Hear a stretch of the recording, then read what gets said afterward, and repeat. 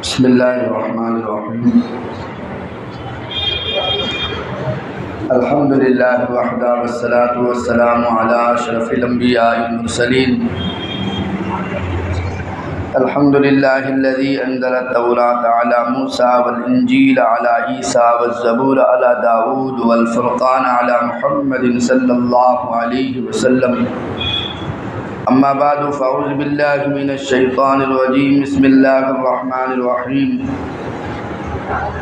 اذ قال ربک للملائکة انی خالق بشرا من طین فاذا سویته ونفخت فیہ من روحی فقعوا له ساجدین فسجد الملائکة كلهم اجمعون الا ابلیس وفی مقام آخر وَإِذْ قَالَ رَبُّكَ لِلْمَلَائِكَةِ إِنِّي جَاعِلٌ فِي الْأَرْضِ خَلِيفَةً قَالُوا أَتَجْعَلُ فِيهَا مَن يُفْسِدُ فِيهَا وَيَسْفِكُ الدِّمَاءَ وَنَحْنُ نُسَبِّحُ بِحَمْدِكَ وَنُقَدِّسُ لَكَ قَالَ إِنِّي أَعْلَمُ مَا لَا تَعْلَمُونَ وَعَلَّمَ آدَمَ الْأَسْمَاءَ كُلَّهَا ثُمَّ عَرَضَهُمْ عَلَى الْمَلَائِكَةِ فَقَالَ أَنبِئُونِي بِأَسْمَاءِ هَؤُلَاءِ إِن كُنتُمْ صَادِقِينَ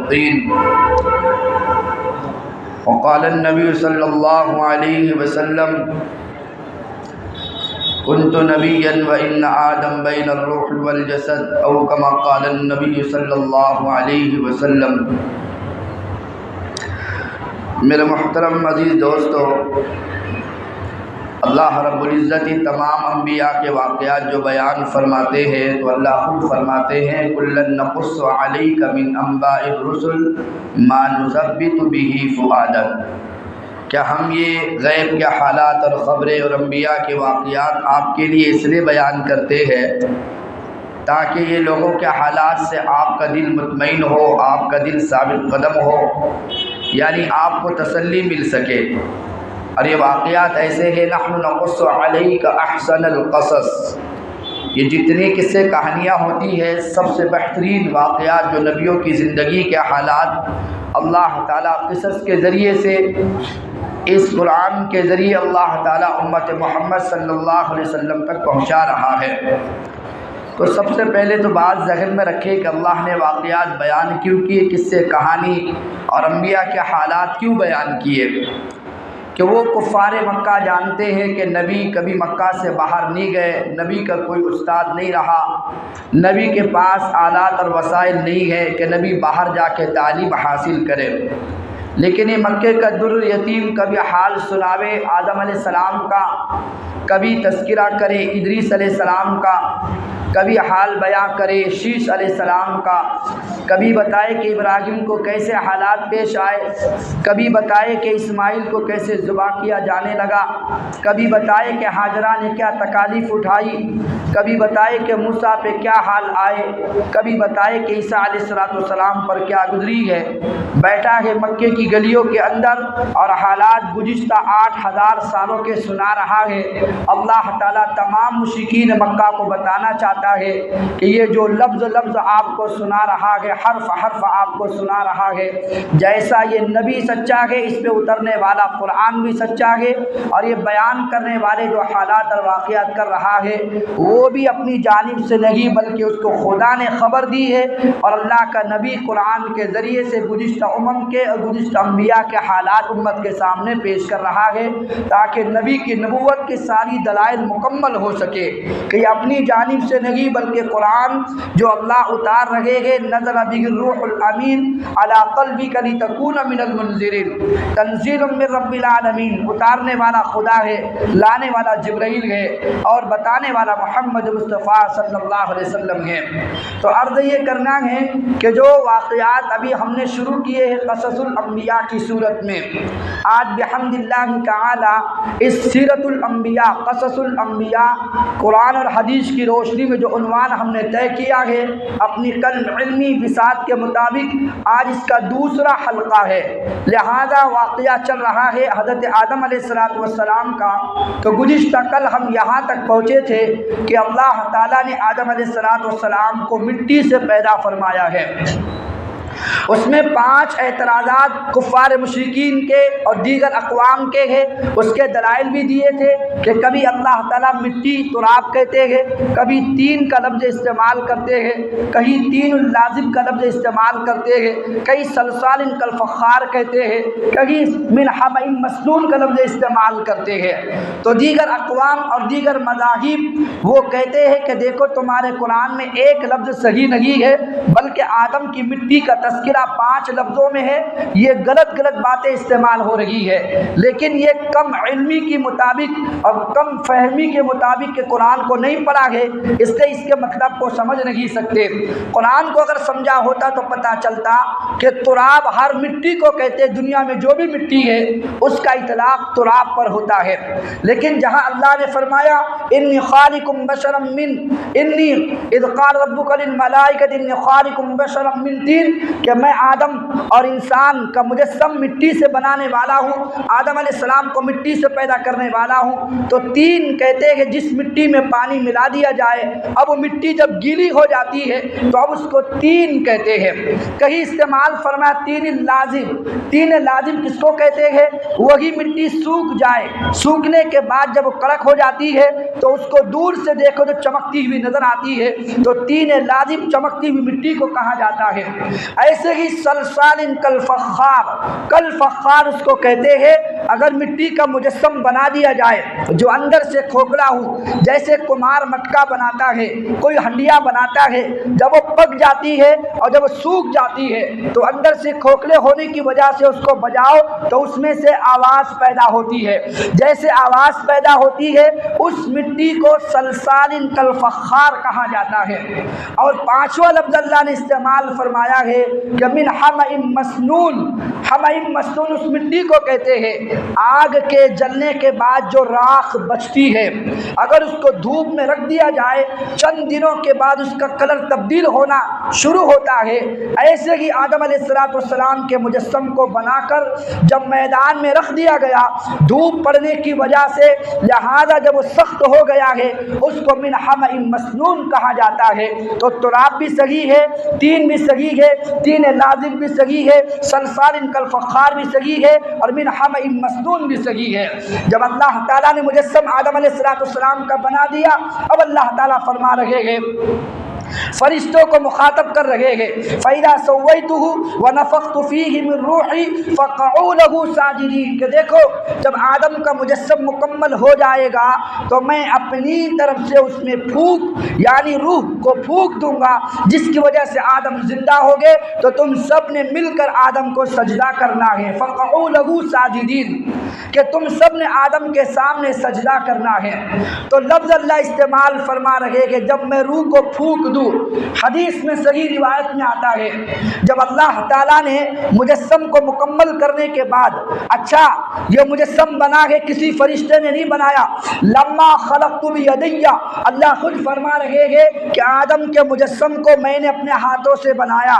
دنیا کی دیگر چیزیں اللہ کے لفظ کل سے بنی ہے، لیکن آدم علیہ السلام کو اللہ نے اپنے ہاتھوں سے مجسم کو تیار کیا۔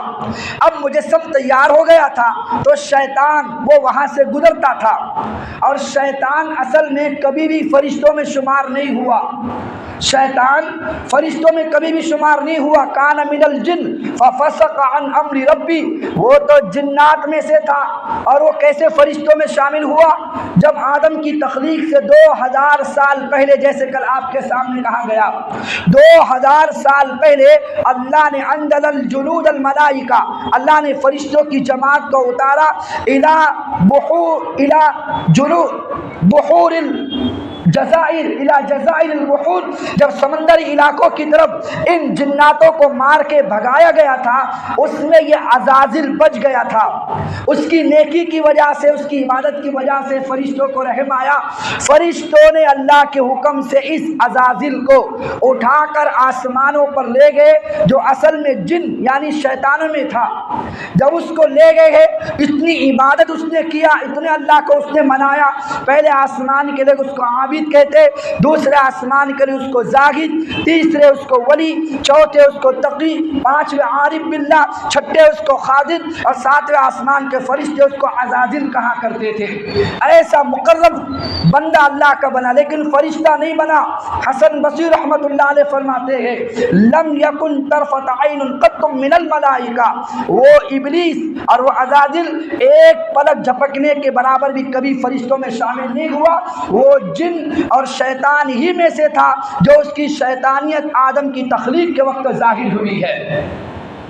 बैर कैफ जब अल्लाह ताला ने मुजस्सम को बना दिया, फनफ़ख़्तु फ़ीही मिन रूही, और अल्लाह ताला ने अपनी तरफ से रूह को फूंका है।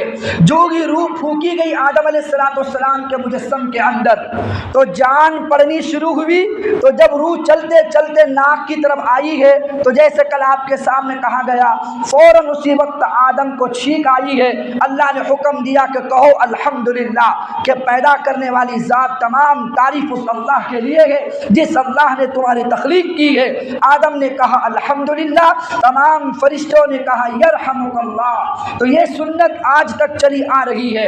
लेकिन जब आदम अलैहिस्सलाम ने छींक के बाद अल्हम्दुलिल्लाह कहा, अभी पूरे मुजस्सम में रूह पहुंची नहीं थी, पूरे जिस्म में रूह दाखिल नहीं हुई थी।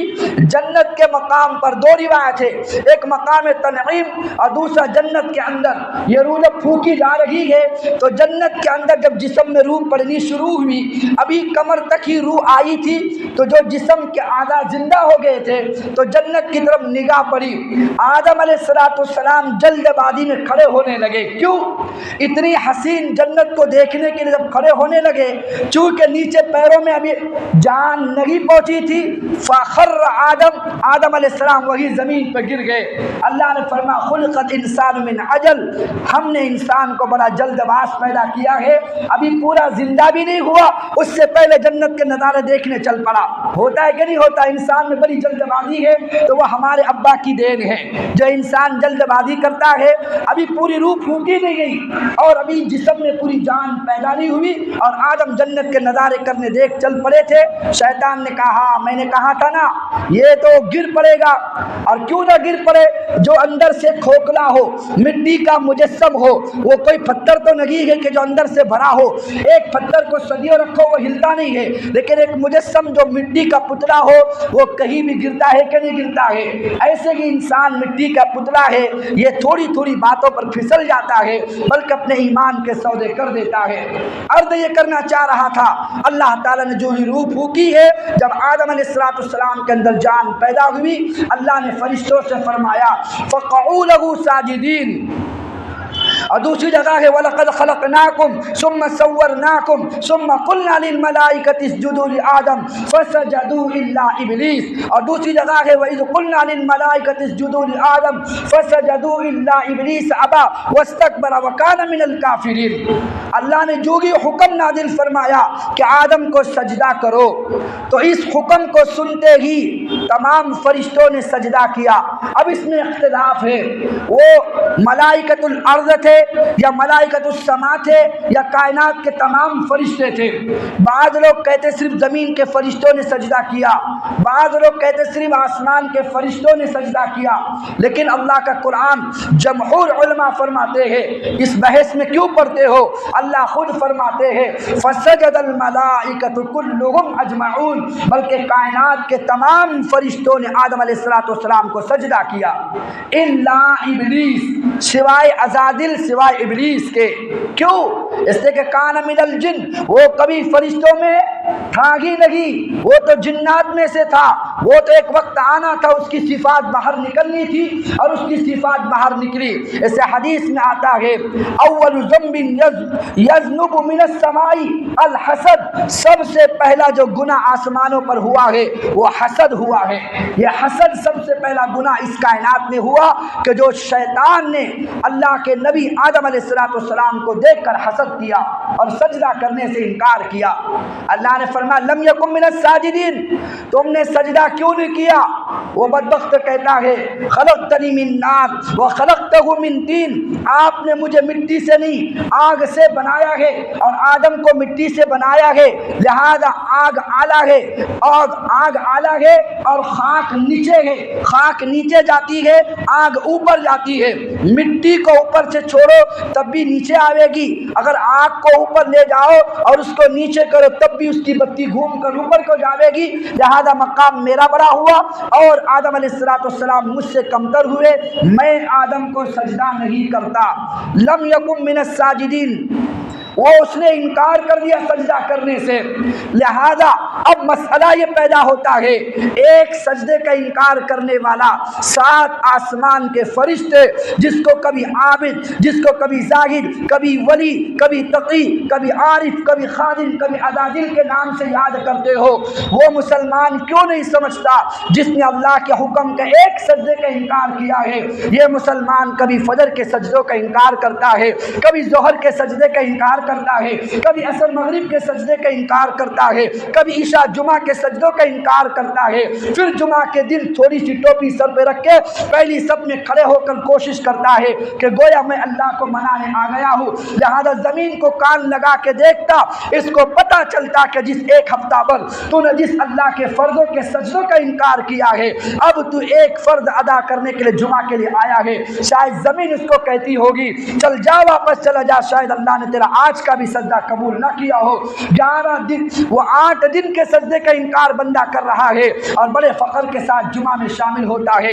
ایک سجدے کا انکار کرنے والا عزازل سے ابلیس بن سکتا ہے تو ہزاروں سجدے کا انکار کرنے والا وہ شیطان کیسے نہیں بن سکتا؟ لہذا اللہ نے کہا سجدہ کرو، اس نے انکار کیا اپنی بڑائی جتاتے ہوئے، اللہ نے فرمایا فخرج منہا فإنک رجیم، دوسری جگہ اللہ فرماتے قال فاہبط منہا فما یکون لک ان تتکبر فیہا فاخرج انک من الصاغرین، کہا کہ نکل جا، آج کے بعد تو ذلیل ہے، مذموما مدحورا ہے، تو دھتکارا ہوا ہے، قال اخرج منہا مذموما مدحورا، تو یہاں سے دھتکارا ہوا، یہاں سے نکل جا۔ اب وہ جانے لگا نا، کہتا ٹھیک ہے نا، جاتے ہیں نا، لیکن ایک مجھ سے میں وعدہ کرتا ہوں آپ سے، بس مجھے آپ کیا کرو الی یوم المیعاد، قیامت تک کی زندگی مجھے دے دو۔ اللہ نے کہا چلو ٹھیک ہے، اور یاد رکھنا اللہ اپنے شیطان کو بھی اس کی امیدوں کو پوری کرتا ہے۔ ایک بندہ اگر اللہ سے مانگے تو اللہ اس کی دعا کو کیسے پوری نہیں کرے گا؟ اتنے غصے کے عالم میں شیطان نے کہا مجھے مہلت دو قیامت کی شام تک، کہا کہ ٹھیک ہے ہم تمہیں مہلت دیتے ہیں۔ اس نے کہا لاقعدن لهم صراطك المستقيم قال انذرني الى يوم يبعثون قال انك من المنذرين، اور شیطان نے کہا قال فبما اغويتني لاقعدن لهم صراطك المستقيم، جب آپ نے مجھے موقع دیا ہے قیامت کی شام تک، پھر یاد رکھنا کوئی ہوگا جو تجھ تک پہنچے گا، یعنی میں تیرے بندوں کے راستے میں پالٹی مار کے بیٹھوں گا، کسی کو بھی تجھ تک پہنچنے نہیں دوں گا۔ اللہ نے فرمایا جا، تو بھی ہو اور جو تیرا ماننے والا ہوگا، لَأَمْلَأَنَّ جَهَنَّمَ، ان تمام لوگوں سے میں جہنم کی وادی کو بھر دوں گا، الا عبادی، جو میرے ہوگے وہ تیرے جھانسے میں نہیں آئیں گے، جو تیرے ہوگے اور جو تجھے ماننے والے ہوگے ان تمام سے جہنم کی وادی کو میں بھر کے رکھ دوں گا۔ اب مسئلہ یہ پیدا ہوتا ہے کہ جو سجدہ آدم کو ہوا ہے وہ سجدہ کرنا جائز ہے یا جائز نہیں ہے؟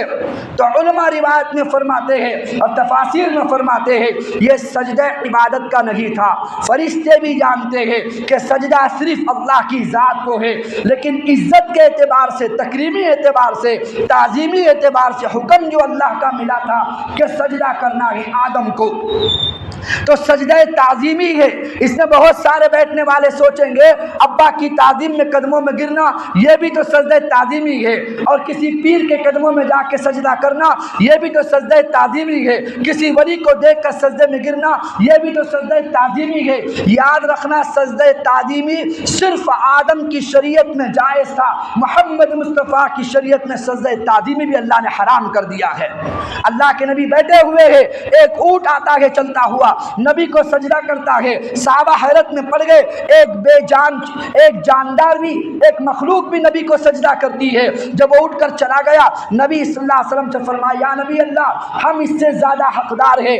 دنیا کے بادشاہوں کے دربار میں لوگ آتے ہیں تو بادشاہوں کے دربار میں سجدہ تعظیم ہی کرتے ہیں، آپ تو سارے بادشاہوں سے بڑے بادشاہ ہیں، اللہ نے بڑے اخلاق آپ کو دیے ہیں، اور ساری دنیا میں سب سے قیمتی اور معزز آپ ہمارے دلوں میں ہیں، تو ہم بھی حاضر ہوتے وقت آپ کو سجدہ کرنا چاہتے ہیں۔ اللہ کے نبی نے فرمایا، نہیں، خدا کے بعد پوری کائنات میں سجدہ کرنا کسی انسان کو جائز نہیں ہے۔ لو امرتنی، اگر میں کسی کو سجدہ کرنے کا حکم دیتا، لامرت امرأۃ ان تسجد زوجتہ، تو میں حکم دیتا عورت کو اپنے شوہر کو وہ سجدہ کرے، لیکن شوہر ہو یا کسی انسان کو ہو یا کسی نبی کو بھی سجدہ تعظیمی کرنا اسلام میں اللہ نے حرام کر دیا ہے، لہذا سجدہ نہیں کر سکتے۔ رہا مسئلہ فرشتوں کا، وہ فرشتے جانتے تھے کہ یہ سجدہ عبادت کا نہیں ہے، یہ سجدہ تو تعظیمی ہے اور حکم اللہ کا ملا ہے، اس کی وجہ سے ہے۔ ورنہ آج کل لوگ کہیں گے کسی پیر کو سجدہ کرنا خدا کی قسم جائز نہیں، کسی قبر پہ جا کے سجدہ کرنا خدا کی قسم جائز نہیں، بلکہ یہ قبر کا پیر ہو جس کو جنید بغدادی کہتے ہیں، جسے علامہ شبلی کہتے ہیں، جسے بختیار کاکی کہتے ہیں، جسے نظام الدین اولیاء کہتے ہیں، جسے معین الدین اجمیری کہتے ہیں، یہ دنیا کے بڑے بڑے قطب ابدال ہو جو قبر میں دفن ہے، جائے کہ قبر پہ جا کے سجدہ کرنا، ان کو نکال کر باہر رکھو اور ان کا جنازہ تیار کر دو۔ جب مرنے سے پہلے جنازہ تیار ہوتا ہے، اللہ فرماتے تمہیں جنازے کی نماز پڑھنا ہے، لیکن بغیر سجدے کی تم نے جنازے کی نماز پڑھنا ہے، پڑھنا کام تمہارا ہے، قبول کرنا کام میرا ہے۔ کیوں؟ اگر جنید بغدادی سامنے کھڑے تھے، پڑھے تھے، اگر تم سجدہ کرتے، دوسری قومیں کہتی دیکھو جیسے ہم مرنے والے بتوں کو سجدہ کرتے ہیں، مسلمان بھی اپنے مرنے کے بعد اپنے بڑوں کو سجدہ کرتا ہے۔ اللہ نے فرمایا یہ قبر کا مردہ بھی باہر ہے، 6 فٹ زمین کے اوپر ہے، نماز تمہیں پڑھنا ہے، بغیر سجدے کی پڑھو، قبول میں کروں گا۔ اگر تم نے سجدہ کیا ہے تو نہ نماز قبول ہوگی، نہ جس کے لیے کیا ہے نہ اس کو اللہ تعالیٰ معاف کریں گے۔ لہذا جو مردہ قبر سے اوپر ہے، اللہ نے نماز میں سے سجدہ نکال دیا، لیکن نماز کے اللہ نے بغیر سجدے کی اللہ جنازے کی نماز قبول فرماتے ہیں۔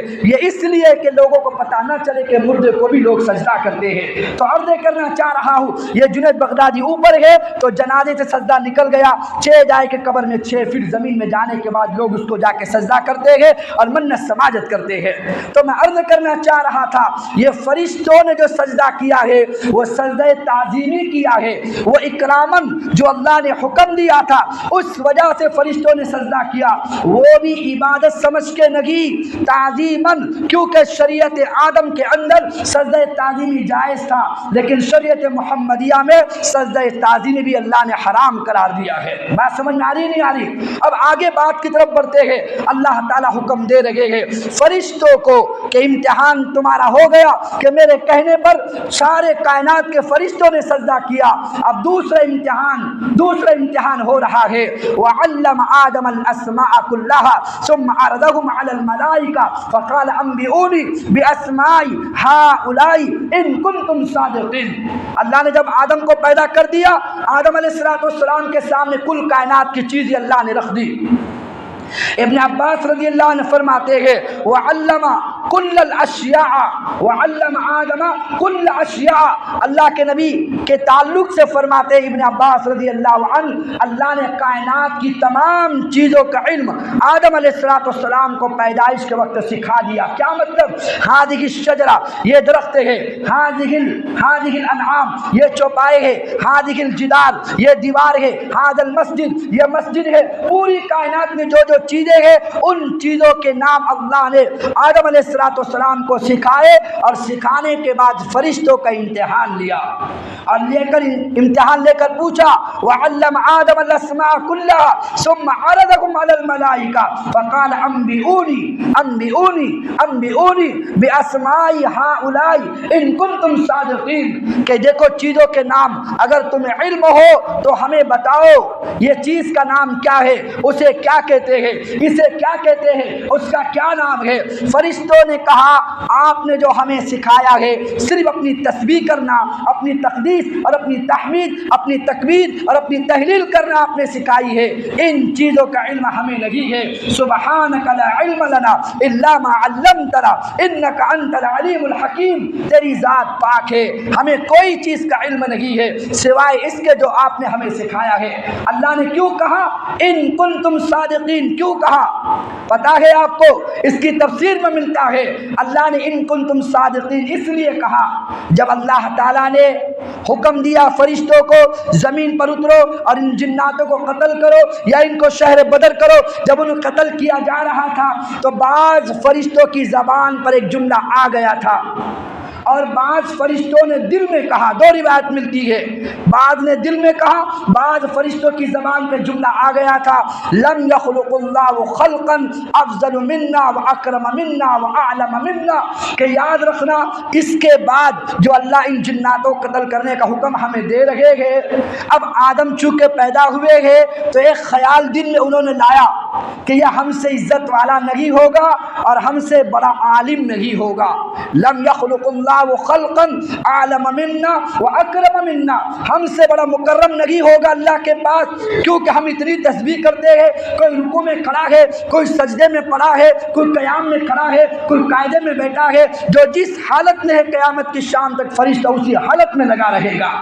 اسے نبی بیٹھے ہوئے تھے فرفع رأسہ الی السماء، نبی نے آسمان کی طرف سر اٹھایا، صحابہ نے فرمایا کیا ہوا؟ کہا کہ آواز سنو، آسمان کے چرچرانے کی آواز آ رہی ہے اور اس کا حق ہے کہ وہ چرچرائے، اس لیے کہ اس آسمان کے اوپر 2 انگشت کے برابر کوئی جگہ ایسی خالی نہیں ہے جہاں کوئی نہ کوئی فرشتہ اللہ کی یاد میں پیشانی رکھ کر اللہ کو نہ منا رہا ہو، اللہ کی تسبیح نہ کر رہا ہو۔ لہذا فرشتے سمجھے جب ہم اتنے مقدس ہیں تو ہم سے بڑا عالم بھی کوئی نہیں ہوگا، ہم سے بڑا مکرم بھی کوئی نہیں ہوگا۔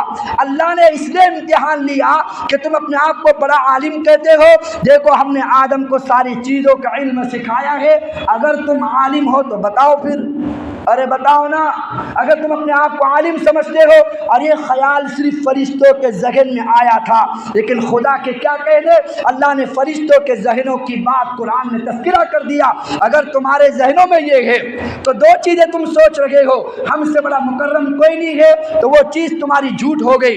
جب آدم پیدا ہوئے ہیں میں نے تم کو سجدہ کرنے کا حکم دیا، تو جس کو تم نے سجدہ کیا ہے میرے نزدیک آدم مکرم بن گیا اور تم اس کے بعد تمہارا درجہ ہوا۔ ارے آدم کو سجدہ کیا تو مکرم کون ہوا؟ آدم علیہ السلام ہوئے کہ نہیں ہوئے؟ عزت والے تکریم والے کون ہوئے؟ آدم علیہ السلام۔ تو پہلا سوال تمہارا ختم ہو گیا کہ ہم سے بڑا مکرم کوئی نہیں ہے، تو آدم سے سجدہ کروا کے میں نے بات کو ثابت کر دیا کہ تم اپنی بات میں پکے نہیں ہو۔ دوسرا یہ کہ تم بڑے عالم ہو تو بتاؤ تو صحیح کہ ان تمام چیزوں کا علم کیا ہے؟ فرشتوں نے کہا کہ لا علم لنا الا ما علمتنا انک انت العلیم الحکیم، اللہ تعالیٰ تو ہی بڑا جانکار ہے، بس وہ چیزیں ہمیں پتہ ہی جو تو نے سکھائی ہے، باقی ہمیں کسی چیز کا علم نہیں ہے۔ اللہ نے کیوں کہا؟ جو دل میں انہوں نے بات کہی تھی۔ دیکھو اللہ تعالیٰ آگے فرما رہے ہیں وعلم آدم الاسماء کے بعد وقال یا آدم انبئهم باسمائهم فلما انبأهم باسمائهم قال الم اقل لكم اني عالم الغیب السماوات والارض وعالم ما تبدون وما كنتم تكتمون، کہ دیکھو جو تم اپنے دل میں بات کر رہے تھے نا کہ ہم بڑے مکرم ہیں، ہم بڑے عالم ہیں، اللہ فرماتے تمہارے سینے کی باتوں کو میں جانتا ہوں، غیب کی باتوں کو میں جانتا ہوں، جو تم نے کہا تھا بڑے مکرم ہے، ہم نے سجدہ کرا کے بات کو ختم کر دیا، تم نے کہا ہم بڑے عالم ہیں، ہم نے آدم سے ساری چیزوں کی معلومات لے کر اس کا بھی تمہارا انکار میں نے کر دیا۔ اب مکرم کون ہوئے؟ آدم علیہ السلام اور اس کی ساری نسل۔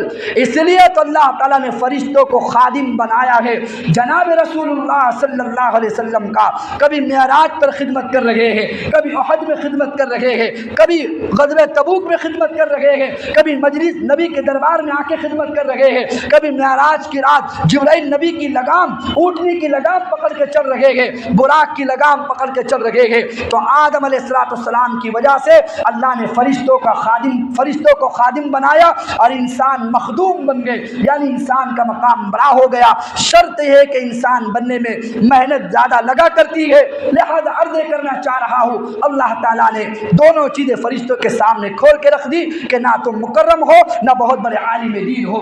اب مسئلہ یہاں پیدا ہوتا ہے کہ آدم علیہ السلام کو جو فضیلت فرشتوں پر ملی ہے اس کی وجہ کیا ہے؟ علماء بعض اپنے اقوال بیان کرتے ہیں، بعض علماء کہتے ہیں نطق کی وجہ سے، یعنی بات کرنے کی وجہ سے، کیونکہ مخلوقات بات نہیں کرتی، انسان بات کرتا ہے، اس لیے دیگر مخلوقات پر انسان کو فضیلت ملی ہے۔ اور بعض علماء لکھتے ہیں، بعض محدثین اور مفسرین لکھتے ہیں کہ نہیں، بلکہ علماء اور انسان کو جو فضیلت تمام مخلوقات پر ملی ہے وہ اس کی عقل کی وجہ سے ملی ہے۔ لیکن عقل کی بات اگر کرتے ہو، اللہ نے مخلوقات کو بھی عقل دی ہوئی ہوتی ہے۔ اگر بات کرنے کی وجہ سے فضیلت ملی ہے تو ہدہد پرندے نے سلیمان علیہ السلام سے بات کی تھی، فتفقد الطیر فقال ما لی علی الہدہد ام کان من الغائبین، لیکن وہ ہدہد کہہ رہا ہے کہ میں ایسے علاقے میں پہنچا تھا کہ جہاں پر میں نے ایک ملک بلقیس کو دیکھا جو اللہ کو چھوڑ کر سورت کو سجدہ کرتے ہیں، لہذا قرآن کے اندر وہ ہدہد کی بات کرنا ثابت ہے۔ اگر پرندوں کی بات جیسے انسان بات کرنے کی وجہ سے فضیلت ملتی تو جانور بھی تو بات کر رہے ہیں، ایسے کہ چونٹی نے بھی سلیمان علیہ السلام سے بات کی ہے، لہذا پتہ چلا یہ بات کرنا فضیلت کا مقام نہیں ہے۔ رہا مسئلہ عقل کے اعتبار سے کہ عقل انسان کو ملی ہے اس لیے تمام مخلوقات پر اس کو فضیلت حاصل ہے، تو یہ بات بھی یہ مکمل نہیں ہے، اس لیے کہ ہر مخلوق کو اللہ کچھ نہ کچھ عقل ضرور دیتے ہیں۔ ایک چوزا ہوتا ہے مرغی کا، وہ چھوٹے چھوٹے کپاس کے مافک 1-2 دن کے ہوتے ہیں، جب کوئی چیل حملہ کرتی ہے ان بچوں کو کون بتاتا ہے کہ تمہاری آگوش جب تک ماں کی نہیں ہوگی تمہاری جان کو کوئی بچانے والا نہیں ہوگا، اپنی جان بچانے کے لیے ماں کے آگوش میں کیوں بھاگتے ہیں؟ یہ عقل اللہ نے دی ہے۔ اگر دیکھو کسی بلی کو تم بند کرو کسی کپڑے کے اندر یا تھیلی کے اندر یا کسی ڈسٹ بن کے اندر بند کر کے پھینک کر آؤ، خدا کی قسم تم گھر پہ پہنچنے سے پہلے اللہ بلی کو واپس تمہارے گھر پہنچا دیتے ہیں۔ وہ راستے کا علم اس کو کون دیتا ہے؟ رہا مسئلہ کتے کا لے لو، اللہ اتنی عقل اس کو ضرور دیتے ہیں، اگر ایک ٹکڑا آپ اس کو ڈال دو ساری رات جاگ کر آپ کی خدمت کرتا ہے۔ اگر آپ کا بچہ منہ میں ہاتھ ڈالے اس کو کچھ نہیں کہتا، اگر بڑے سے بڑا شہ سوار بھی گلی سے گزر جائے اس کی ہمت اس کی مجال کے گلی سے اس کو گزرنے نہیں دیتا، اتنی عقل اللہ نے ضرور دی ہے۔ بلکہ حیوانات کے معلومات رکھنے والے جو لوگ ہیں انہوں نے بڑا عجیب جملہ لکھا ہے، اگر کتا پاگل بھی ہو جاوے تب بھی اپنے مالک کو کبھی نہیں کاٹا کرتا، اگر پاگل ہو جائے عقل بھی ختم ہو جائے اس کی تب بھی اپنے مالک کو کبھی دانت نہیں لگاتا، اپنے مالک کو کبھی نہیں کاٹتا۔ اتنی عقل تو اللہ نے دے رکھی ہے، ہزاروں گائے کھڑی ہوئی ہو، ہزاروں بچے ان کے ہو، انہیں چھوڑ دیا جائے، خدا کی قسم وہ گائے کا بچہ اپنی ماں کے تھنوں کی طرف جاتا ہے، دوسری تھن پہ کبھی نہیں جاتا۔ اتنی عقل تو اللہ نے دے رکھی ہے۔ ایک این نامی مچھلی ہے، این نامی مچھلی ہے، اس مچھلی کو اللہ تعالیٰ نے پوری دنیا میں وہ رہتی ہے، لیکن انڈے جس ملک میں رہے گی اس ملک میں کبھی انڈے دے دی اس سے بچے پروان کبھی نہیں چڑھتے۔ برمودا ٹرینگل کا نام آپ نے سنا ہے، وہاں کی آب و ہوا اللہ نے ایسے بنائی ہے، وہ این نامی مچھلی انڈے دینے کے لیے اسی سمندر کا سفر طے کرتی ہے۔ ہندوستان کی ہو، پڑوس کے ملک کی ہو، دنیا کے جس ملک کی نامی مچھلی ہو، اس ملک میں رہ کر انڈا کبھی نہیں دے سکے گی۔ انڈا اگر دینا ہے بچے پروان چڑھانے کے لیے اس علاقے میں جاتی ہے جہاں کی آب و ہوا ایسی ہوتی ہے کہ اس کے انڈے سے بچے پروان چڑھتے ہیں۔ یہ بند تاریخی راستوں کے اندر سے، اندھیروں کے اندر، سمندر کی سطح کے نیچے سے چلتی ہے، ہزاروں کلومیٹر کا سفر طے کر کے برمودا پہنچتی ہے، وہاں جا کے انڈے دیتی ہے۔ انڈے دینے کے بعد بعد اگر وہ چند گھنٹے وہاں ٹھہری وہاں کی آب و ہوا سے خود مر جاتی ہے، اس لیے اپنی جان بچانے کے لیے انڈے دیتی ہے اور جہاں سے آئی ہے فوراً وہی واپس سفر طے کرتی ہے۔ لیکن اس سے بڑی اللہ کی قدرت کا نشان، اللہ کی قدرت کا نظارہ دیکھو، وہ جب انڈے سے بچے پروان چڑھتے ہیں انہیں یہ علم کون دیتا ہے، انہیں عقل کون دیتا ہے؟ اگر تم یہاں ٹھہرو گے تو آب و ہوا سے تم بھی مر جاؤ گے، لہذا یہ وہی واپس چلنا شروع کرتے گے جس ملک سے ان کی ماں نے آ کے انڈے دیے تھے، اسی ملک کے بچے واپس لوٹ جاتے ہیں۔ دنیا کے ممالک سے انڈے ہو رہے ہیں لیکن وہ بچے وہی چلتے گئے جس مچھلی کے پیٹ سے بچہ پروان چڑھتا ہے، جس ملک سے مچھلی آتی ہے اسی ملک میں واپس لوٹ جاتے ہیں۔ تو میری بات دوسری طرف نکل جائے گی۔ میں آپ کو عرض کر رہا تھا کہ اللہ تعالیٰ نے آدم علیہ السلام کو جو فضیلت دی ہے بات کرنے کی وجہ سے نہیں، اللہ نے آدم کو جو فضیلت دی ہے، مخلوقات کو جو فضیلت دی ہے وہ عقل کی وجہ سے نہیں ہے، بلکہ اللہ فرما رہے ہیں وَعَلَّمَ آدَمَ الْأَسْمَاءَ كُلَّهَا ثُمَّ عَرَضَهُمْ عَلَى الْمَلَائِكَةِ، جو علم اللہ نے آدم کو دیا ہے اس علم کی وجہ سے اللہ نے انسان کو تمام مخلوقات پر فضیلت عطا فرمائی ہے۔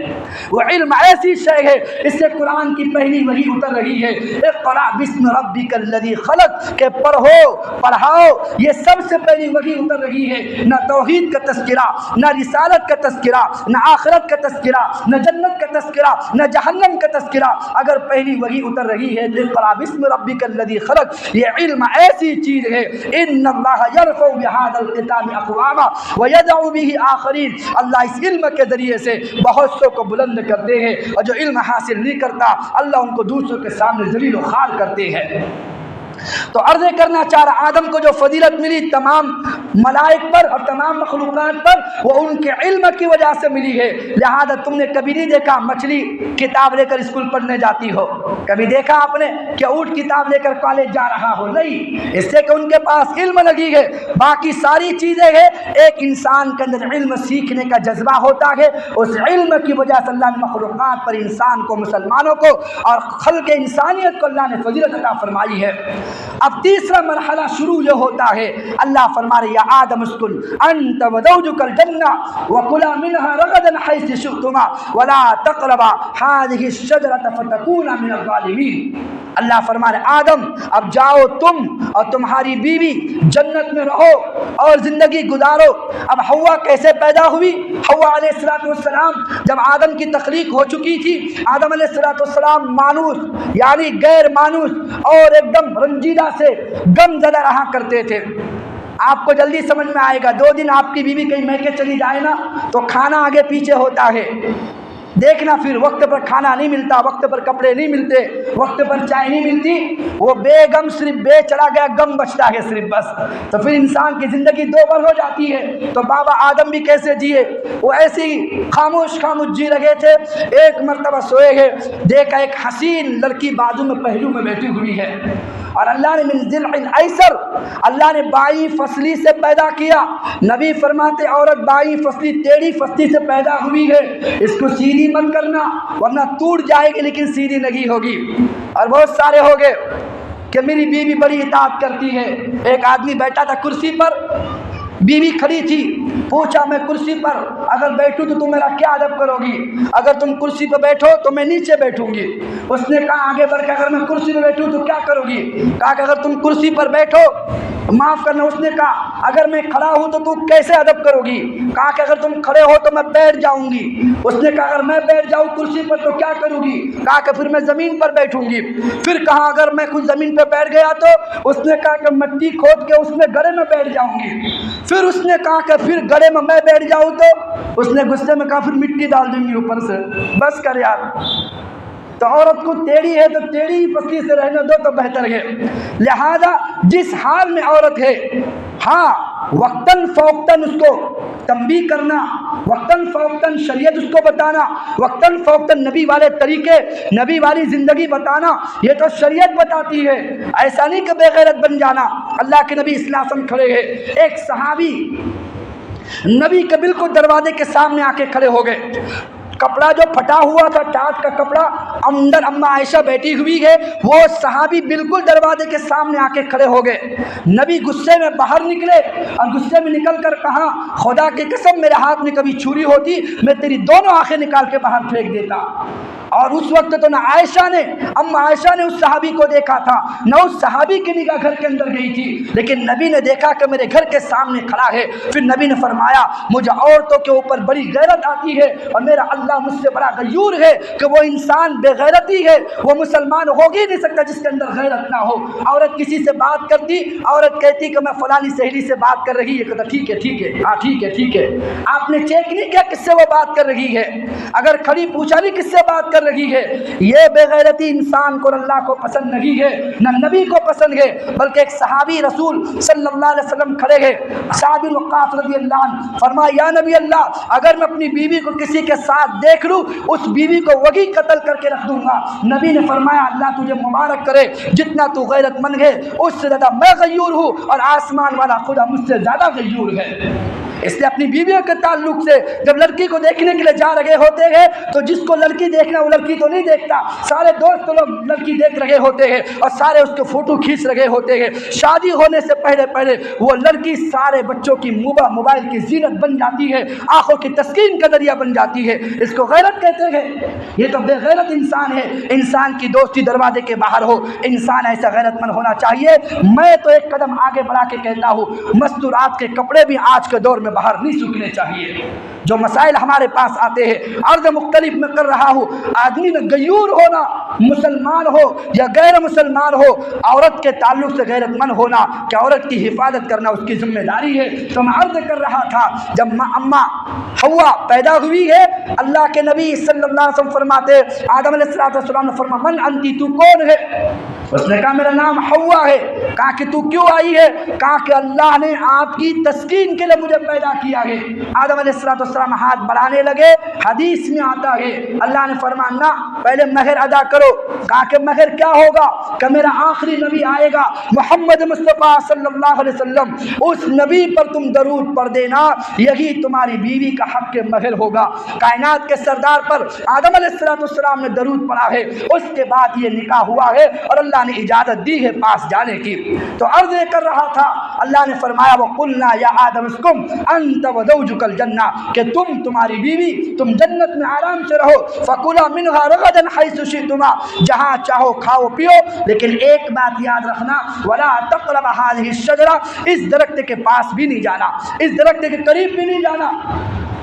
اب اتنا اختلاف ہے اس بات کے اندر وہ جنت آسمان پر تھی یا وہ جنت زمین پر تھی۔ بعض علماء فرماتے جس جنت میں اللہ نے رہنے کے لیے آدم کو کہا تھا وہ زمینی جنت تھی۔ جنت کہتے ہیں باغ کو، وہ اللہ نے زمین پر بنائی تھی، آدم علیہ السلام اس پر رہا کرتے تھے۔ لیکن بعض علماء کہتے نہیں جیسے وہ جنت اوپر ہے وہ جنت آسمانوں میں تھی، لہذا اوپر والے علماء کہتے ہیں جو کہتے کہ جنت آسمانوں والی جنت تھی تو وہ پوچھتے ہیں نیچے والے جن کے دلائل یہ ہے کہ جنت جس میں آدم علیہ السلام رہ رہے تھے وہ زمین کی جنت تھی، تو پوچھتے ہیں کہو اس کا کیا تمہارے پاس تعبیر ہے؟ اللہ فرماتے ہیں کہ اہبتو کہ تم اترو سب کے سب اس یہاں سے۔ جب اللہ تعالیٰ اہبتو آسمان سے اترنے کو کہہ رہے ہیں تو پھر زمین سے اترا نہیں جاتا، وہ تو آسمان سے اترا جاتا ہے۔ جب آدم کی غلطی ہوئی تھی تو اللہ نے اترنے کو کہا تو زمین سے کوئی اتر نہیں سکتا، لہذا اترنے کو کہا تو گویا یہ جنت آسمانوں میں تھی۔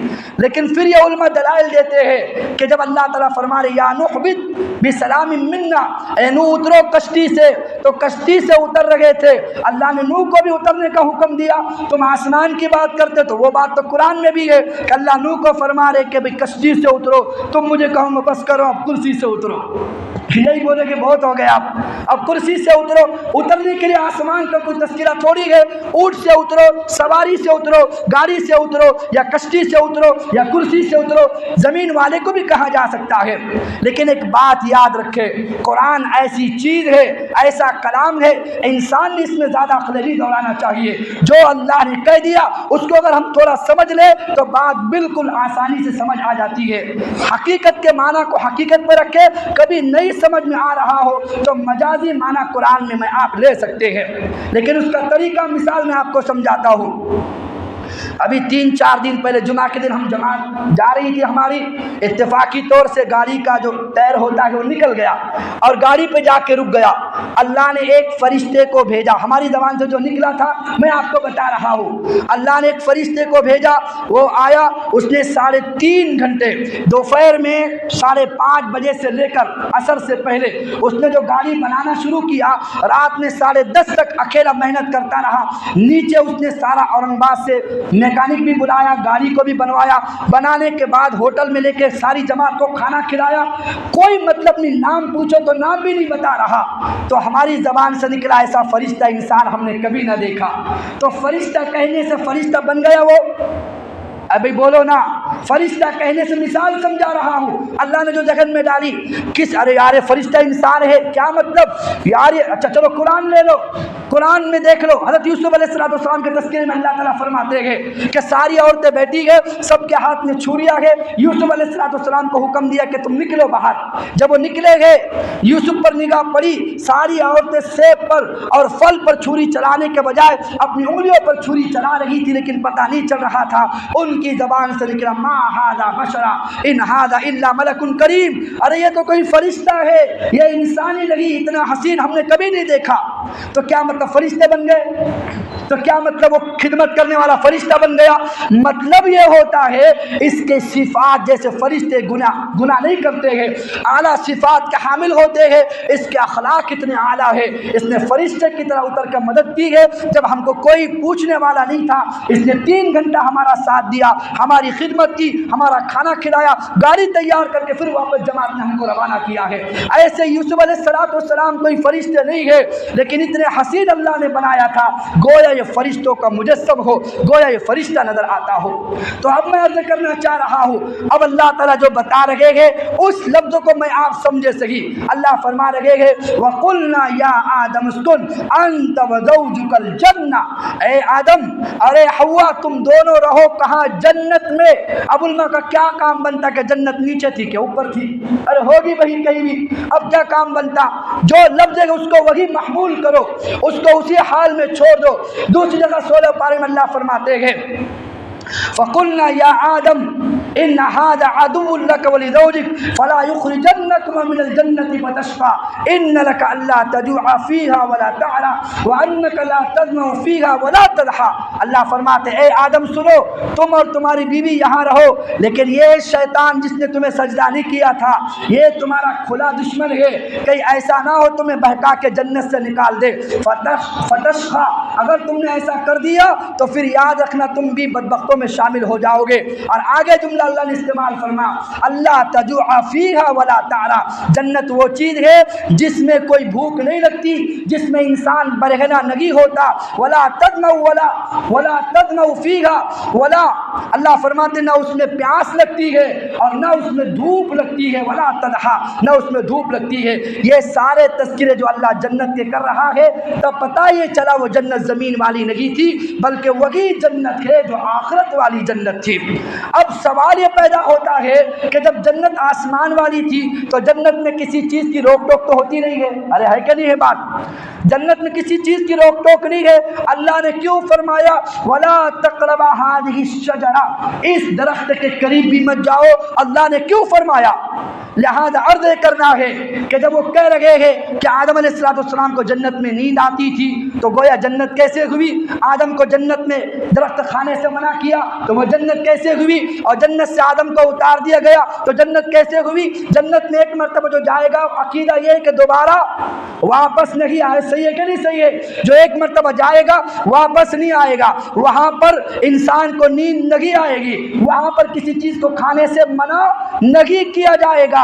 تو لہذا پتہ یہ چلا وہ آخرت ہی کی جنت تھی، لیکن جو اللہ نے کہا ہے وَلَا تَقْرَبَ هَٰذِهِ الشَّجَرَةَ، اس کے تعلق سے بھی حدیث میں ملتا ہے، صحیح حدیث میں حضرت موسیٰ علیہ السلام کا آدم علیہ السلام کا جب مناظرہ ہوا تو موسیٰ علیہ السلام نے کہا ابا جی اخرجتنا من الجنہ، اگر آپ وہ گناہ نہ کرتے، اگر درخت کے قریب نہ جاتے جو اللہ نے منع کیا تھا، تو جیسے آپ کی نافرمانی کی وجہ سے وعصى آدم ربه فغوا، آپ کی نافرمانی کی وجہ سے اللہ نے آپ کو جنت سے اتارا تو ہم کو بھی اتار دیا، اگر آپ جنت سے نہ نکالتے تو آج ہم بھی جنت میں قیام کرتے۔ موسیٰ علیہ السلام کہہ رہے ہیں، تو وہاں بھی تذکرہ کا ہے، جنت ہی کا آ رہا ہے، تو پتہ چلا کہ اللہ تعالیٰ نے آدم علیہ السلام کو رکھا ہے اسی جنت میں جو جنت ہونے والی ہے میرے آپ کے مرنے کے بعد، جو اللہ تعالیٰ کرے کہ مجھے آپ کو اعمال کی وجہ سے وہ جنت نصیب فرمائے، وہ جنت جو ملنے والی ہے اسی جنت میں اللہ نے آدم علیہ السلام کو رکھا تھا۔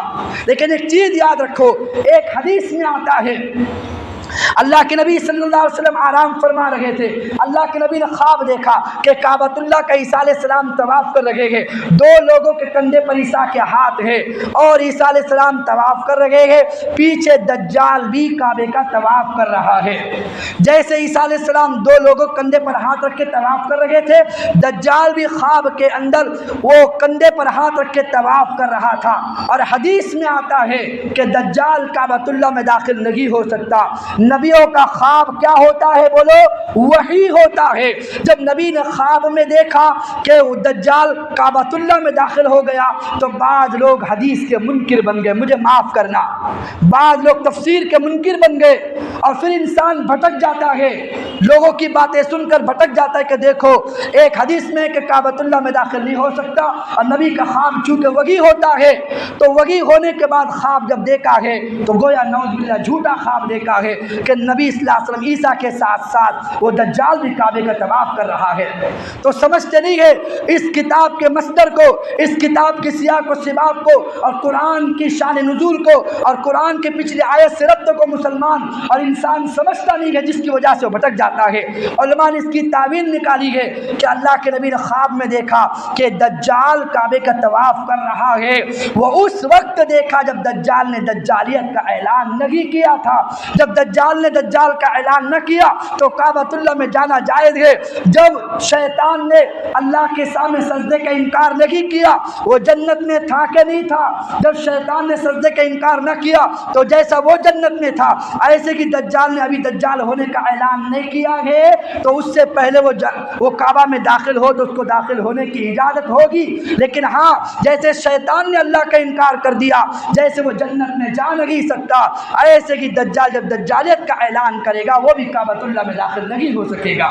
یہ ہوتی ہے تعویل نکالنا احادیث کی صحیح علم کے ذریعے سے۔